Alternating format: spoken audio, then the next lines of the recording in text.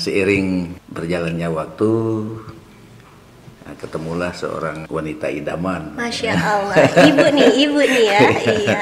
Karena adanya arahan dari pemerintah daerah, dari Pak Bupati, Pak Wakil Bupati, dengan visi dan misi Oh, jadi ada yang jelas, kesinambungan. ya, dan Iya. terarah. Jadi kalau Ayang Beb mau ngelamar Bila itu harus bawa alpukat 2 pohon nih. 2 pohon nih minimal. Di super mikro itu adalah untuk usaha-usaha yang juga mikro biasanya.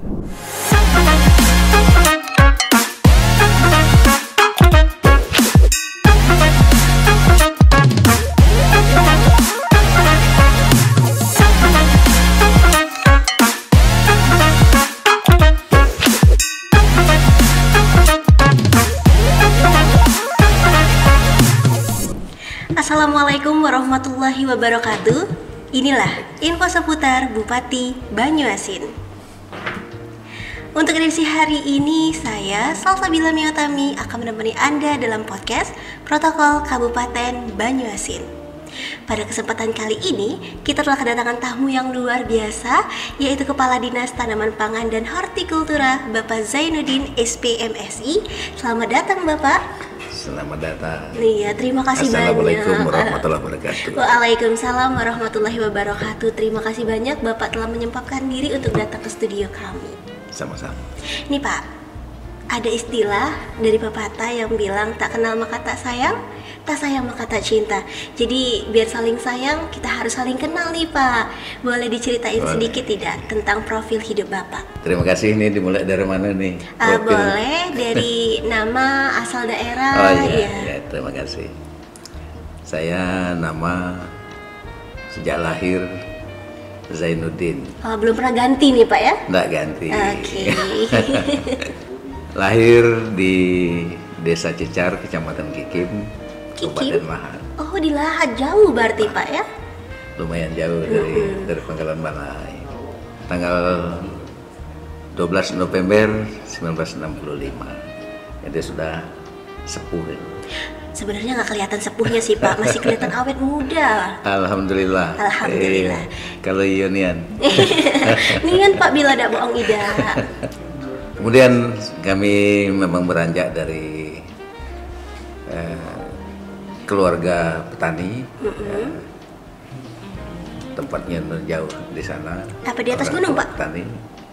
Di lereng gunung. Oh, di lereng gunung, berarti di bawah ya Pak ya? Di bawah, kalau di pucuk gunung beku. Bener juga ya dak, iya benar-benar. Ada 5 bersaudara. Saya anak nomor 4. Oh, nyaris bungsu ya. Bungsu sudah jadi nih Pak jadinya. Ya, bungsu sudah jadi. Iya.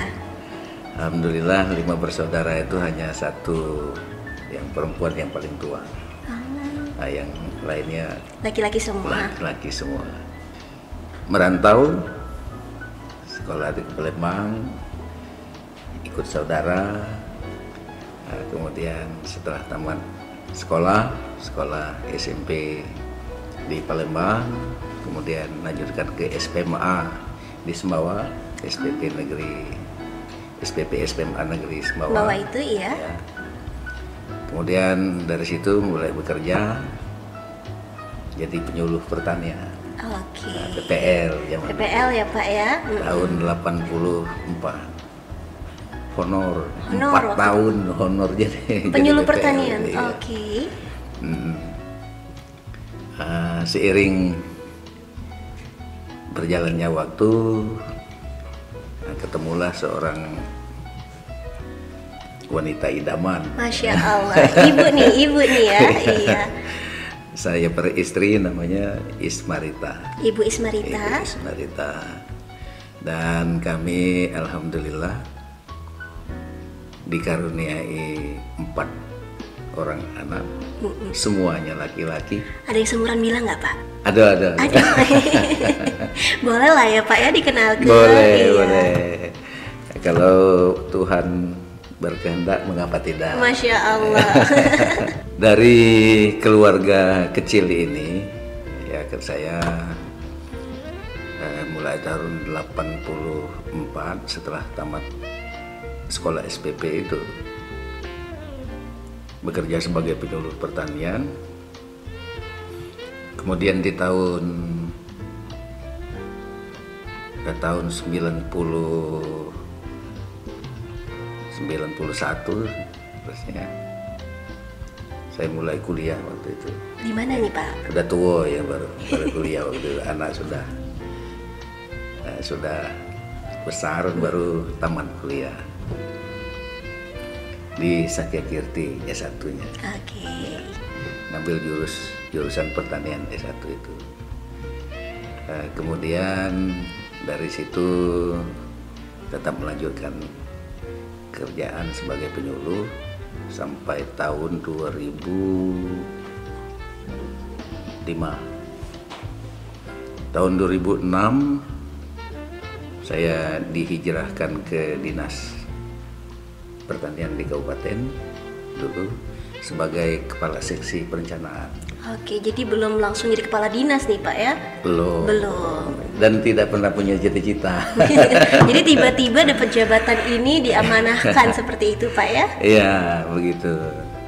Jadi dari Dinas Pertanian sebagai Kepala Seksi, kemudian pernah hijrah ke Dinas Perikanan. Di Dinas Perikanan, waktu di Dinas Perikanan dan Kelautan namanya. Saya di bidang perikanan budidaya waktu itu.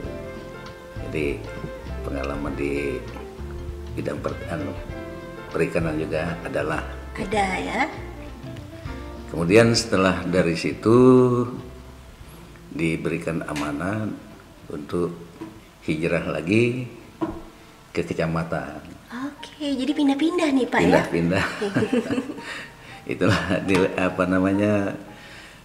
dinamika kehidupan tadi Pak. Jadi itu. kehidupannya nggak lurus-lurus aja, tapi ada lika-likunya Ya seperti begitu kira-kira. itu. Di kecamatan saya ditugaskan sebagai sekretaris camat di Kecamatan Sumber Marga Telang. Wih, jauh dong. Ya, 2 tahun lebih di Sumber Marga Telang sebagai sekretaris camat. Kemudian dipercayakan untuk menjadi camat. Oh, Masya Allah, naik jabatan Ya, Pak. Masya Allah. alhamdulillah ditugaskan sebagai camat di Kecamatan Muarasugihan. Loh, yang tadi sekretaris camatnya di Muara Telang? Di Sumber Marga Telang. Sumber Marga Telang maksud bilang? Kemudian ditugaskan lagi jadi camat di Kecamatan Muarasugihan.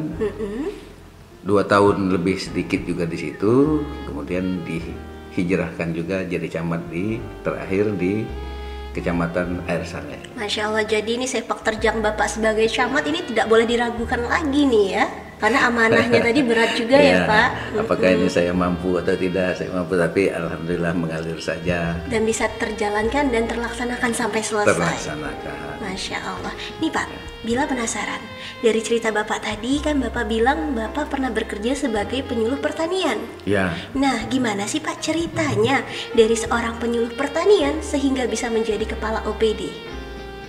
Ya, kalau sebagai penyuluh pertanian itu ya mengalir saja karena saya basisnya juga sebagai anak seorang petani gitu kan. Kemudian saya sekolah juga di sekolah dasar, kemudian ya lingkungan saya memang lingkungan masyarakat petani gitu kan. Kemudian bekerja juga sebagai penyuluh pertanian, dasarnya saya pendidikannya latar belakangnya sekolah pertanian iya. gitu kan. Walaupun di perjalanan kehidupan tuh sempat melenceng sedikit ya. Itu. Jadi di penyuluhan pertanian itu sebetulnya sangat banyak yang kita dapat pengalaman dari situ. Bukan hanya ilmu pertanian, bukan masalah teknis pertanian, tetapi yang namanya penyuluh pertanian itu kita harus bisa menggali ilmu sosial kemasyarakatan, karena yang namanya penyuluh itu harus bisa masuk di semua lini gitu kan. Oke. dari petani, mulai dari tokoh masyarakat, nah, menyelami juga masalah adat istiadat di kampung-kampung. Jadi seluruh aspeknya itu ya Pak? Semua aspek mesti kita pahami Dan dipelajari juga. ya, kita pelajari. Dan itu memang kalau kita kita jalan itu, kita tekuni, kemudian kita rasakan asik nih, karena ikhlas menjalaninya. Ikhlas menjalankannya, sehingga kita tidak merasa terbeban hidup di masyarakat itu.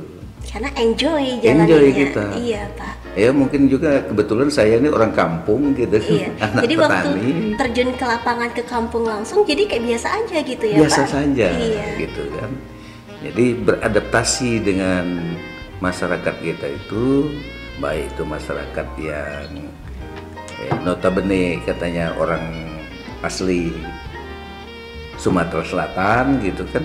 Kita sekarang banyak juga ketemu dengan keluarga-keluarga kita yang datang dari sebagai transmigran. Nah, kita pun tidak harus sulit-sulit aman gitu kan. Iya gitu Pak ya.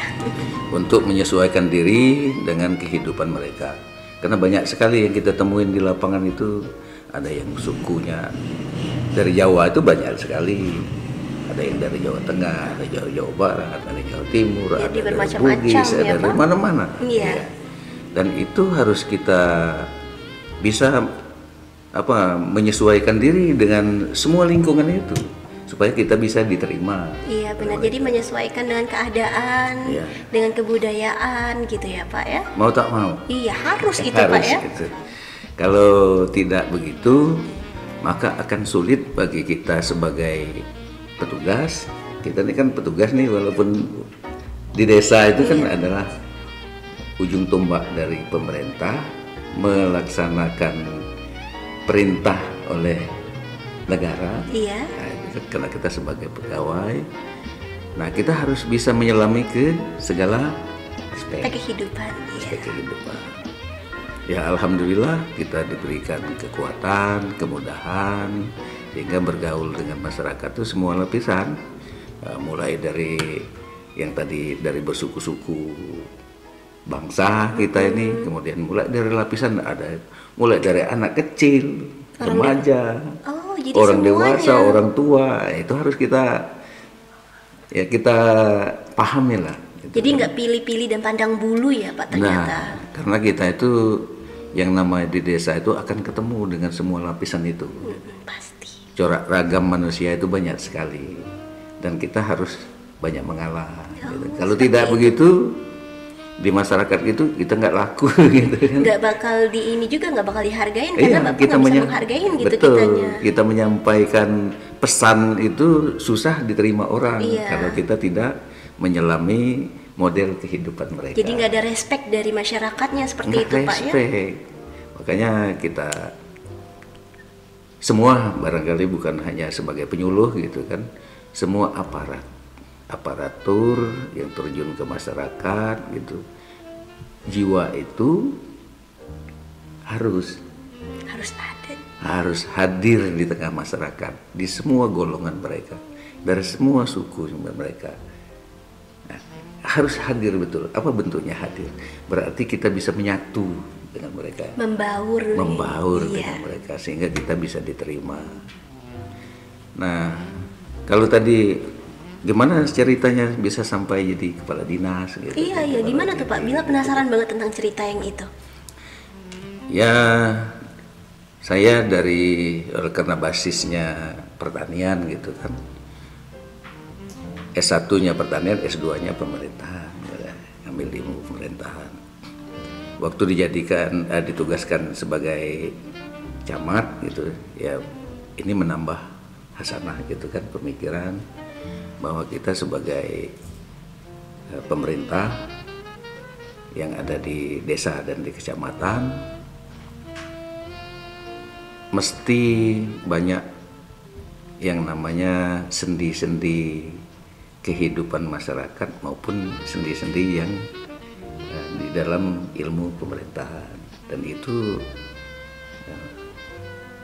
menempa diri kita untuk semakin banyak ini saya harus bagaimana begitu. Jadi sekalian belajar juga Pak ya? Harus. Itu tidak lepas kita hidup ini belajar dan belajar gitu. Nah, benar. Tidak ada kata usai untuk belajar. Tidak ada kata usai untuk belajar. Waktu di Camat Air Saleh gitu, saya itu ditawari untuk membantu di Dinas Pertanian. Oleh karena saya ini basisnya pendidikannya dari pertanian yang lebih banyak gitu kan, mulai SLTA dengan S1-nya saya pertanian. Ya mengapa tidak ketika saya ditugaskan untuk mengemban amanat sebagai insan yang balik ke rumah gitu kan, pulang ke rumah, mudik jadinya. Bah, kembali lagi ke habitatnya di pertanian, ya mengapa tidak, dengan tulus ikhlas saya siap melaksanakan perintah. Nah, selanjutnya seiring dengan perputaran waktu bahwa pemerintah ini kan akan menjaring sistem rekrutmen jabatan gitu kan. Ini kan ada tatanannya, ada prosedur-prosedurnya, tidak begitu langsung bisa wah ini langsung ditunjuk jadi. Oh enggak, jadi ada step by stepnya seperti itu Pak ada prosedur-prosedur. Iya. Nah, nggak bisa kita langsung loncat duduk nongkrong begitu kan. Karena kamu ditunjuk jadi kepala dinas, udah jadi langsung kepala dinas, nggak bisa gitu Pak ya? Sekarang nggak bisa lagi begitu. Kalau zaman dulu mungkin aturannya belum seperti ini, seperti sekarang. Maka dengan adanya rekrutmen yang dilakukan oleh pemerintah dengan prosedur-prosedur tertentu, saya ikut gitu kan. Ikut istilah sekarang tuh lelang jabatan gitu kan. Dan saya ya mengalir saja, dijalani saja Pak ya. Saja.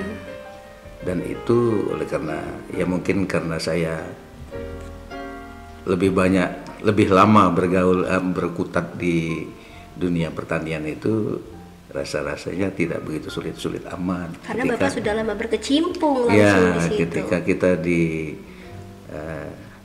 ditanyakan mengenai dunia pertanian itu pasti bisa jawabnya dong Pak ya. Insya Allah. Karena saya lama sekali kalau berbicara mengenai teknis di lapangan gitu kan. Jadi penyuluh itu 21 tahun. Masya Allah. Lebih sebagai 21 PPL tahun. Gitu. Iya. Baru kembali ke dinas dulu kan itu lama sekali. Iya benar. Jadi udah hatam nih luar dalamnya nih, udah tahu banget tentang pertanian. Ya kalau hatam enggak juga, masih juga. Banyak kita perlu menimba ilmu. Tadi, ya masih tetap kita banyak belajar gitu kan. Dan dari semua aspek dengan semua lapisan gitu kita tetap harus belajar. Alhamdulillah ya saya dinyatakan lulus, bisa diangkat menduduki jabatan sebagai kepala dinas pertanian. Masya Allah. Itu ceritanya. Iya nih Pak. Dari kita tahu nih ya, dari yang kita tahu Banyuasin ini memegang prestasi sebagai peringkat keempat produsen gabah terbesar. Ya. Iya. Alhamdulillah. Alhamdulillahnya nih Pak. Bila penasaran nih, strategi apa sih yang Bapak gunakan untuk menghantarkan Kabupaten Banyuasin meraih prestasi tersebut? Sebetulnya bukan saya yang mengantarkan itu.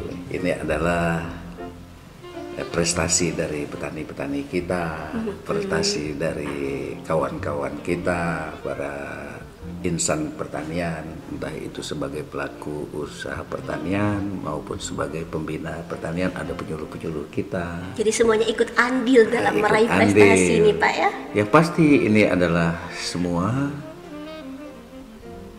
karena adanya arahan dari pemerintah daerah, dari Pak Bupati, Pak Wakil Bupati, dengan visi dan misi jadi ada yang jelas, dan terarah. Di dalam visi Banyuasin Bangkit Adil dan Sejahtera, di situ ada 7 program unggulan. Satu diantaranya mengenai pertanian. Apa itu? Adalah petani bangkit. Petani bangkit.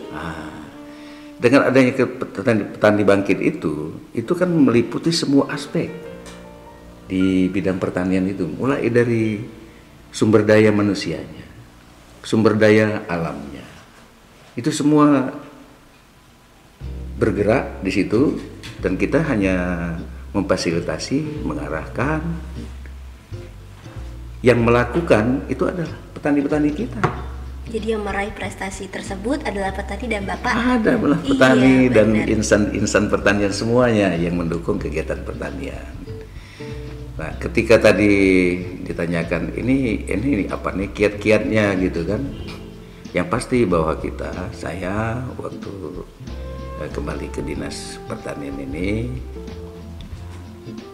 yang pertama kita mesti banyak belajar, mencari informasi, mencari peluang-peluang, bagaimana caranya sesuai dengan maunya, dengan programnya Pak Bupati, apa sih yang bisa kita angkut dari mana saja untuk bisa kita dermakan untuk masyarakat Banyuasin. Jadi kita carilah, entah itu di tingkat kita lapangan yang bisa kita tumbuhkan, kita bisa kembangkan, yang dari provinsi. Kalau ada programnya, yang mengapa tidak? Ketika itu bisa kita lakukan, kita bawa ke Banyuasin untuk kita bisa laksanakan dan dikembangkan juga di juga. Ada juga program-program dari pusat. Nah, justru itu yang ini harus kita tonjok ini, biar ibarat buah itu yang bisa kita rontokkan untuk buah itu bisa kita bawa ke Banyuasin, kita tanam di Banyuasin ini. Program apapun yang sifatnya untuk membantu masyarakat kita, khusus di bidang pertanian ini. Nah, ini semuanya kita usahakan untuk kita bisa membangun masyarakat kita di Banyuasin ini. Banyak program sebetulnya yang telah digelontorkan oleh pemerintah pusat, pemerintah provinsi maupun pemerintah kabupaten sendiri. Pertamanya saya sebagai kepala dinas pertanian itu, kita ada beberapa program dari pemerintah pusat yang tidak lain dan tidak bukan adalah untuk meningkatkan, ujungnya itu untuk meningkatkan kesejahteraan, pendapatan dan kesejahteraan petani. Banyak program di situ. Ada program namanya peningkatan produksi. Ada program peningkatan indeks pertanaman. Itu kegiatannya apa saja? Di situ ada optimasi lahan.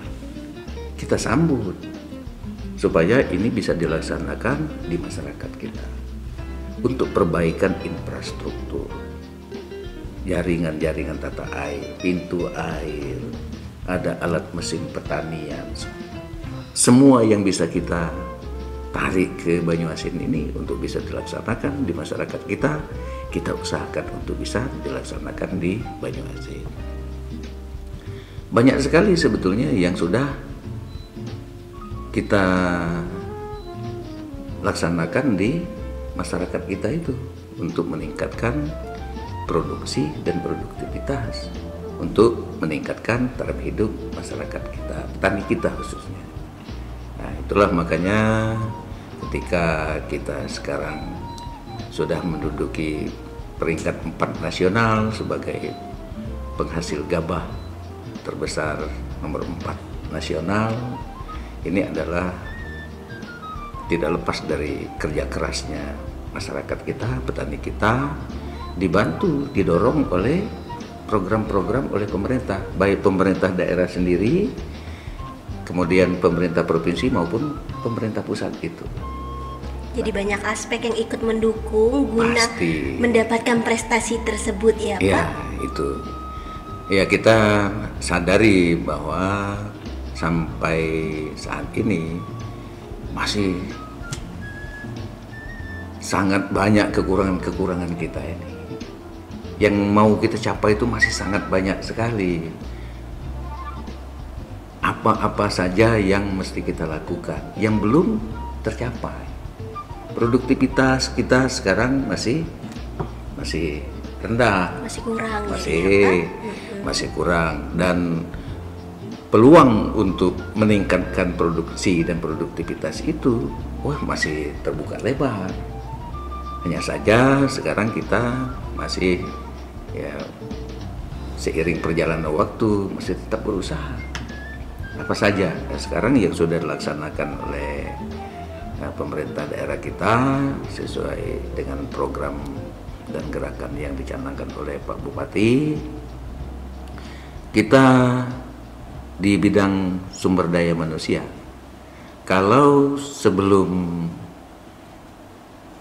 Pak Bupati, Pak Haji Asqalani dan Pak Slamet Sumosuntono menjadi Bupati dan Wakil Bupati Banyuasin, jumlah penyuluh pertanian kita itu sangat jauh rentang kecukupannya perbandingan antara jumlah desa dengan jumlah penyuluhnya. Jadi tidak sinkron seperti itu, Pak ya? Iya, kurang gitu kan. Nah, ada satu penyuluh yang membina 2 desa, ada yang 3 desa. Oleh karena itu, Pak Bupati sangat konsen bagaimana caranya kita untuk bisa menerapkan program pemerintah di bidang pertanian ini akan mustahil bisa terlaksanakan dengan baik dan cepat apabila sumber daya manusia pembinanya ini tidak ada atau sangat kurang, begitu kan? Jadi tidak optimal ya, Pak? Tidak bisa optimal. Oleh karena itu, Pak Bupati, oke, sekarang gimana caranya kita usahakan 1 desa 1 penyuluh. Masya Allah, itu program dari Bapak Bupati kita. Nah, program dari Pak Bupati kita. Sumatera Selatan baru satu-satunya Banyuasin di bawah kepemimpinan Pak Haji Asqalani, Pak Bupati, yang memenuhi 1 desa 1 penyuluh. Alhamdulillah. Iya, alhamdulillah. Jadi kedepannya pertanian di tiap-tiap desa itu bisa optimal juga karena penyuluhnya ada 1-1 nih masing-masingnya. Iya, bahkan sekarang kita ada tambahan tenaga-tenaga lapangan, gitu kan, ada yang baru CPNS yang baru masuk gitu kan, baru dilantik, kemudian ada P3K.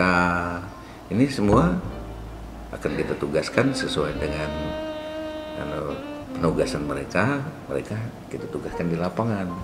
Maka nanti kita harapkan ketika desa-desa ini banyak sekali program yang harus dilaksanakan, maka kita tidak akan kekurangan penyuluh untuk meningkatkan, memacu percepatan kemajuan dari pembangunan pertanian itu.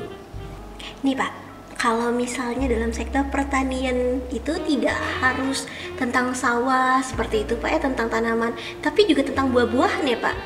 Iya. Jadi kita di Kabupaten Banyuasin ini program Petani Bangkit itu maksud dari Pak Bupati, yang namanya Petani Bangkit itu bukan hanya sawah yang kita urus. Jadi seluruh aspek pertanian. Semua, bukan hanya petani padi. Iya. Gitu kan? Nah, kita ada namanya tanaman pangan dan hortikultura. Nah, di sektor hortikultura juga kita sudah ada program sendiri yang sekarang sudah menjadi gerakan gitu kan. Iya.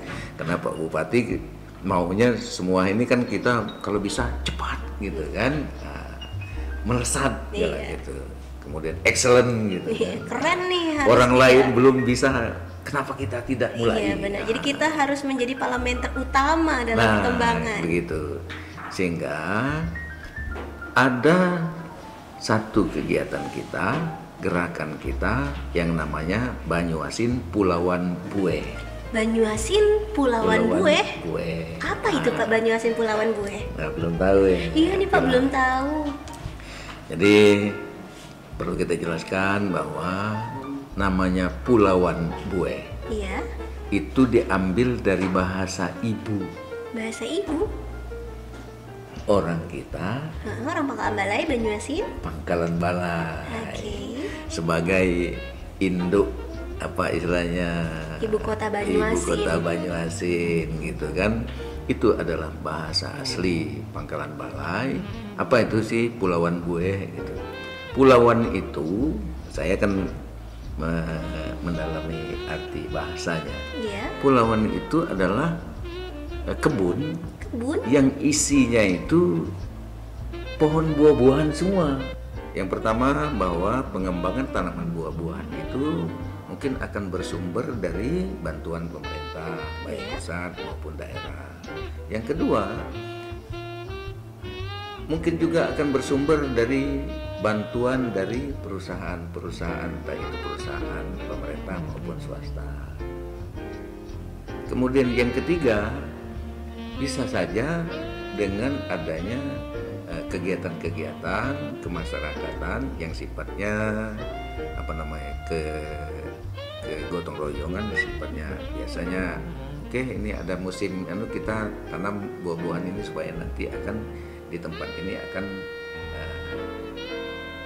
tumbuh buah-buahan yang sesuai dengan kondisi tempat kita sini. Mereka akan rame-rame tanam itu. Jadi menyesuaikan dengan tempat juga ya. Itu bisa saja tumbuh dengan sendiri di masyarakat.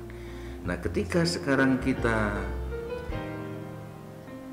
saya lupa dari pertama kita memilah-milah Pulauan Bueh itu dari 21 kecamatan di Kabupaten Banyuasin. Menjadi 21 klaster sebetulnya. Awalnya 21 klaster? Ya. Iya. Tetapi ketika beberapa waktu yang lalu, 2 tahun yang lalu kita adakan semacam penelitian, kemudian kita adakan minta masukan-masukan sesuai dengan daerahnya masing-masing per kecamatan.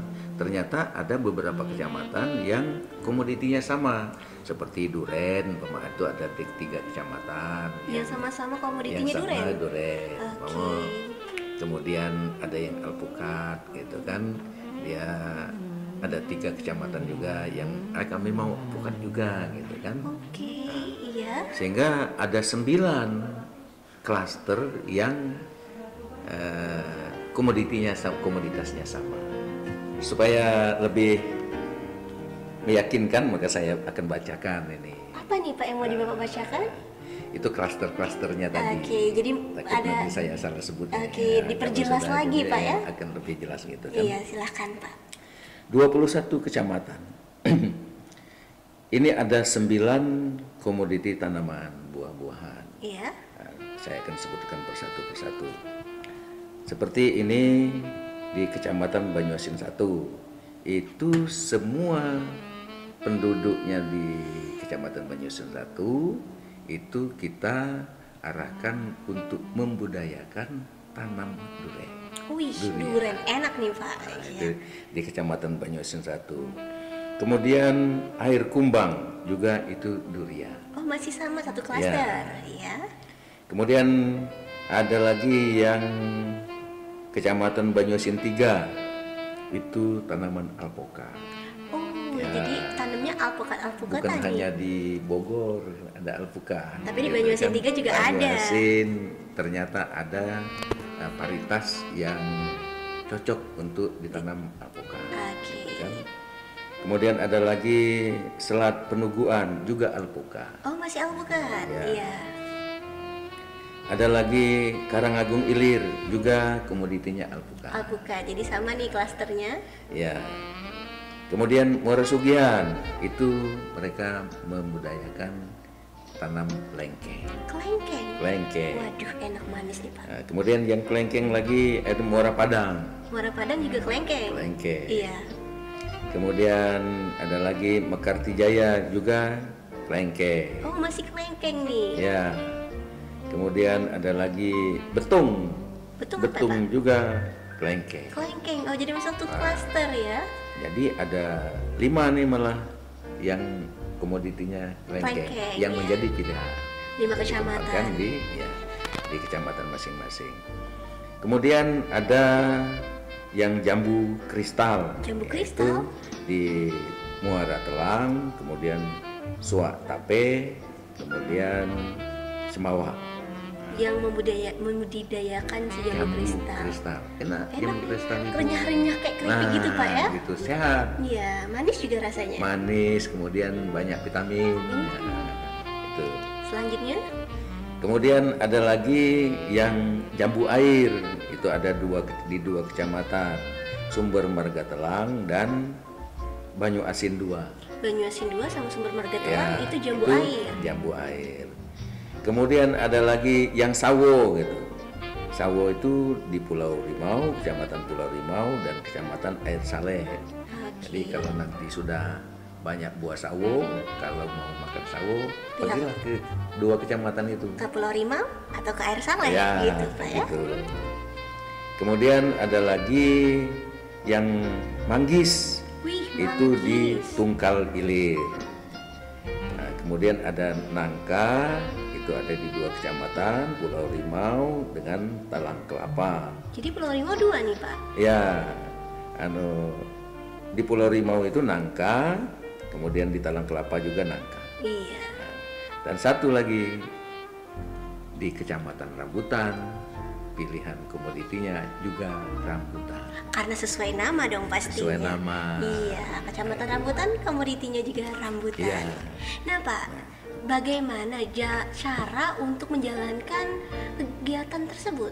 Ya, Pak Bupati sudah menjalin suatu kerjasama dengan Kementerian Agama, Kemenak, itu MOU dalam rangka pengembangan tanaman buah-buahan itu Banyu Asin Pulauan Bue dengan 9 komoditi di 21 klaster tadi.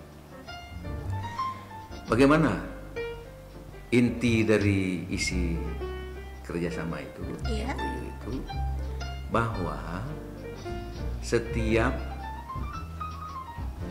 siapa saja yang mau melamar anak gadis atau perempuan Banyuasin, gadis Banyuasin, ya. Gadis Banyuasin, tapi tidak tertutup gadis saja, yang melamar janda juga sama. Oh jadi ini nggak cuman gadis tapi para tante-tante janda juga bisa nih ya?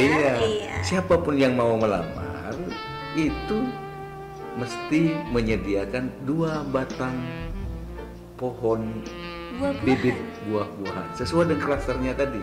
Oke, jadi misalnya nih Bila kan dari Kecamatan Banyuasin 3. Banyuasin 3. Iya, jadi kalau apa misalnya tadi?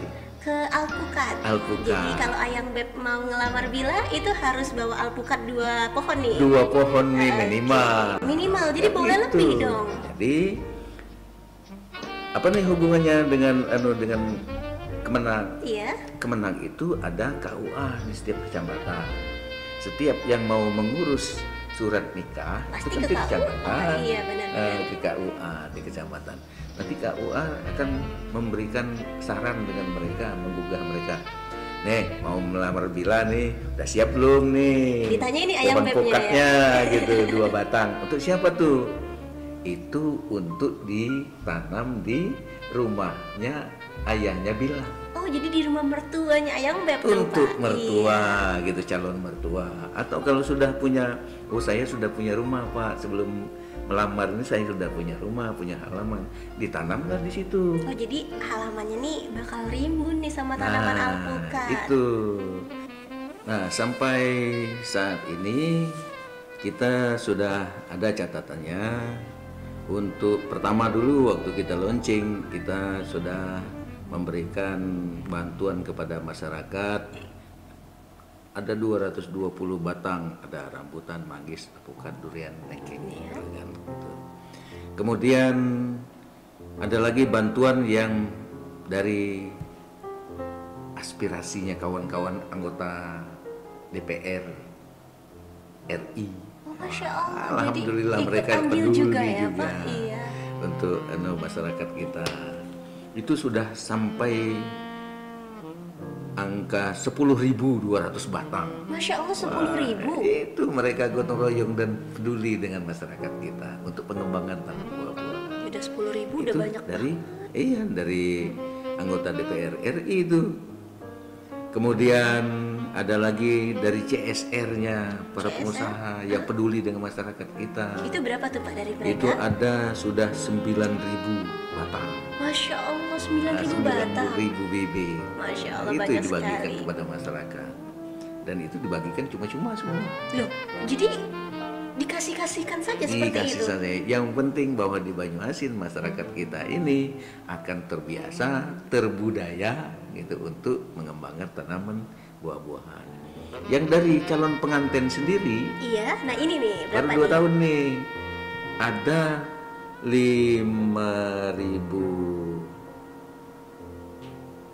5.990 kali 2 batang, berarti sudah hampir 12.000 batang.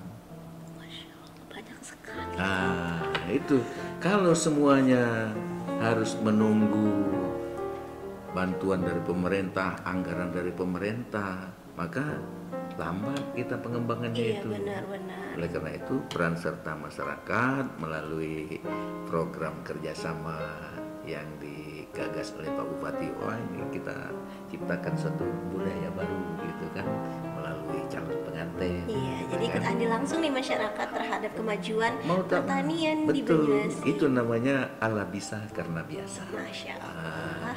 Ada lagi? Ada dong, nih kredit usaha rakyat Pak. Oh, KUR. Iya, sebenarnya KUR itu apa sih Pak? KUR itu adalah sebuah program Iya. dari pemerintah. Itu pembiayaan, diantaranya pembiayaan untuk para petani melaksanakan usaha taninya dengan biaya bunga rendah. Oh, jadi bunganya kecil nih ya Pak? Bunganya kecil sekali, Dan tidak bakal memberatkan juga petani nantinya. tidak memberatkan petani. Nah, ini kredit usaha rakyat itu kan ada yang namanya KUR Super Mikro. KUR Super Mikro. Mikro, apa itu Berarti, Pak? kredit usaha rakyat yang sangat kecil. Yang Jumlahnya sangat kecil. juga yang pinjam itu maksimal 25 juta Minimal? per orang. Apa nggak ada batas minimalnya nih? Maksimal. Oke, maksimal. Jadi minimalnya terserah mau berapa. Terserah. Yang penting maksimalnya 25 juta seperti Jadi itu. super mikro itu adalah untuk usaha-usaha yang juga mikro biasanya. Nah, ini. Kemudian ada lagi KUR mikro.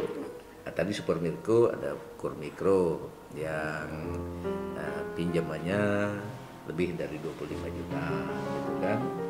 Nah, ini mereka bisa dimanfaatkan untuk usaha yang lebih besar gitu Iya. kan, sehingga para petani kita, pelaku-pelaku usaha tani gak usah ragu-ragu dengan program pemerintah itu.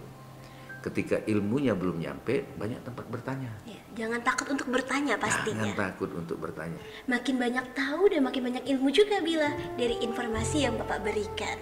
Ya, terima kasih. Oke, boleh kita tutup untuk obrolan kali ini. Mungkin kedepannya boleh nih Bapak mampir-mampir lagi ke sini dan kita diskusi tentang hal-hal menarik lainnya sektor Banyuasin gitu. Oke, terima kasih banyak. Saya juga merupakan satu kehormatan saya bisa diundang ke sini.